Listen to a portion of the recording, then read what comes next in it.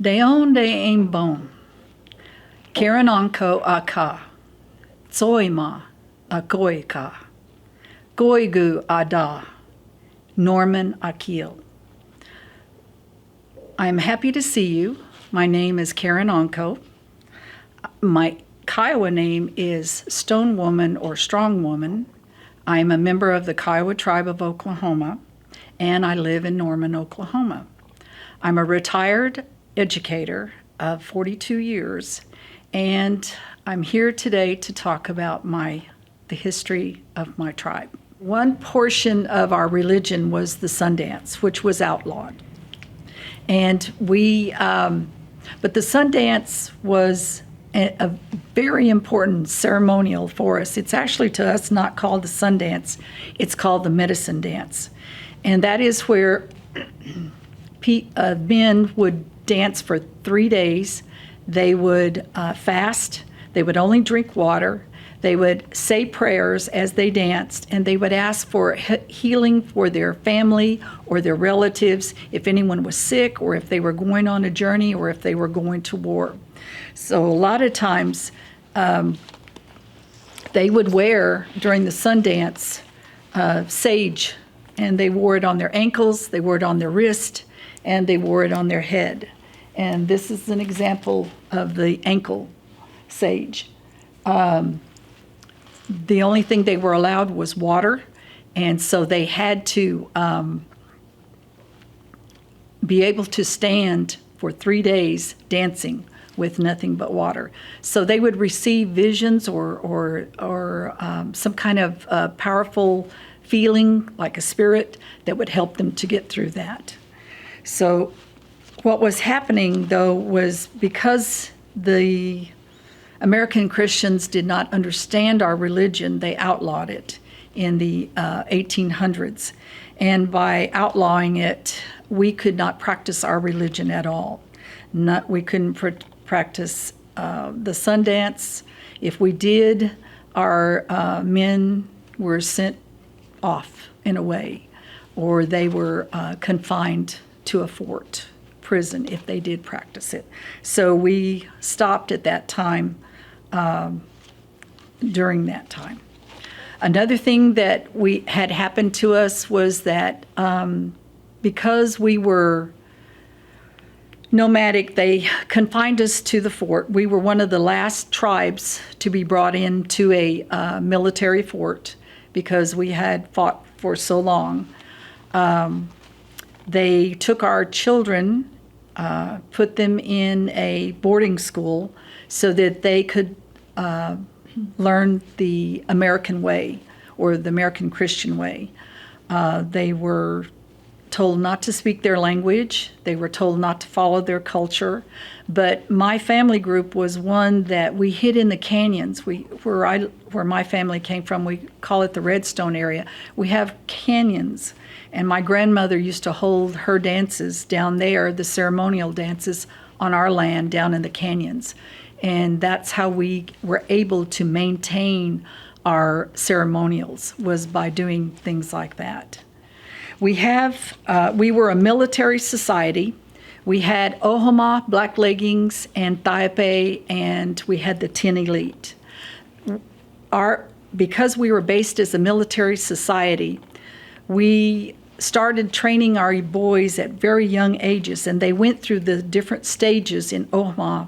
They would start out as little rabbits, then they would go to young sheep, and then they would go into the crows, and then they would go into the eagles. Once they reached that, they were at their, you might say, at their top. Black leggings was a little smaller group, and they were very ceremonial, very warlike. We still have these ceremonies today, the black leggings, Ohama, and the Thaipe, or Gourd clan. We call it Gourd clan today. We still have those. So those societies are still in existence, and they're still very important to us. Today, we are faced with issues of our tribal government. We struggle sometimes to balance between the United States government and our tribal government. But we follow a constitution. We have our voting just like all other tribes. And we try to build our tribe to where it will be more progressive. We also have to battle about our art. A lot of times people will make fake art, or they're not Indian, and they will take our crafts and our art, and we have to be careful with that. Kiowas are known as artists. If you look over there, our original artists were the five, we call them the Kiowa Five.